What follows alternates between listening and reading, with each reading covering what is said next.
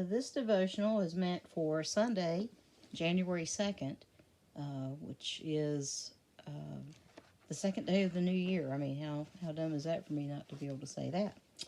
Okay, so today's story, it does come out of this book, and it is about a rainbow promise. So if you remember, Mr. and Mrs. Noah got on the big boat that Noah made, and it was called the Ark. And they added all these animals to it, and Mrs. Noah didn't understand why the animals were being loaded, but then she began to understand. So this is as the story goes now. At first, the pounding of the rain was a gentle lullaby, but soon Mrs. Noah noticed the rain was falling harder and harder, and the wind was blowing fiercely. That's some storm out there. The whole earth must be covered with water by now, she thought. So here she is in there with the animals and holding them. It looks like she's holding lamb to me. We turn the page and the story continues on, and it says, Noah's family and the animals went in their ark for a long, long time. It got a little boring.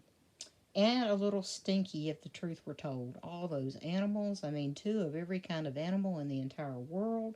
That means skunks, that means sheep, camels, elephants, anything that was alive at that time, any kind of animal. 2 of every one of them was on that ark.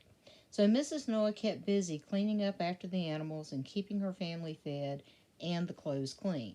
So here she is doing her laundry and hanging it up to dry, and doing the things that she can to keep the ark clean. One exciting morning, days and days after the rain had stopped, the big boat bumped against something. Ground, Mrs. Noah shouted. The flood is going down, and we've touched ground. She peeked out, and she saw that the ark was sitting on a dry ground, the very tippy top of the mountain. And there's a picture of it right there, the very tippy top of the mountain.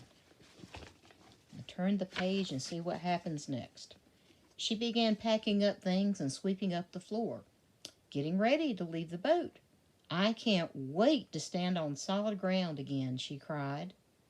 Finally, Noah said it was safe to leave the ark. Fresh air and blue sky and sunshine, sang Mrs. Noah. She grabbed Noah's hands and danced for joy. So here's just a picture of them dancing for joy. In the middle of their celebrating, Mrs. Noah gasped, That's the most beautiful rainbow I've ever seen. It shows my promise, God said. I won't ever let a flood destroy the earth again. When you see a rainbow, remember my promise and how much I love you. Thank you for your promise, Mr. and Mrs. Noah prayed. We love you too. This is based on Genesis, the first book of the Bible in the Old Testament, chapters 7 through 9. And here is a picture of them with the rainbow. And you know, every time you see a rainbow, we are asked to remember that God put that in the sky to remind us that the whole earth will never be flooded again. Uh, some parts of it have been. My house here on the island has been flooded twice. Fortunately, that was the garage level and everything's fine other than cleaning it up. There will be floods, it just won't be over the whole earth. So the next time you see a rainbow in the sky, remember that is God telling you that he will never flood the earth again. And if you notice, rainbows have a specific color.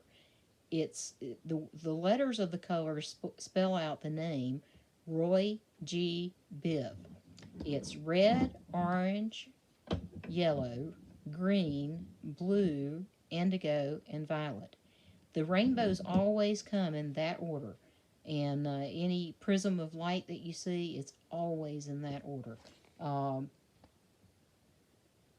in fact, they more or less got it right on the picture here if you look at it closely.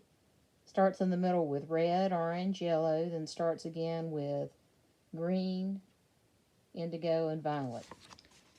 So that's today's reading for Sunday, January 2nd, 2022. It's hard to even say that. All right. Y'all have a great Sunday. We'll see you on Monday.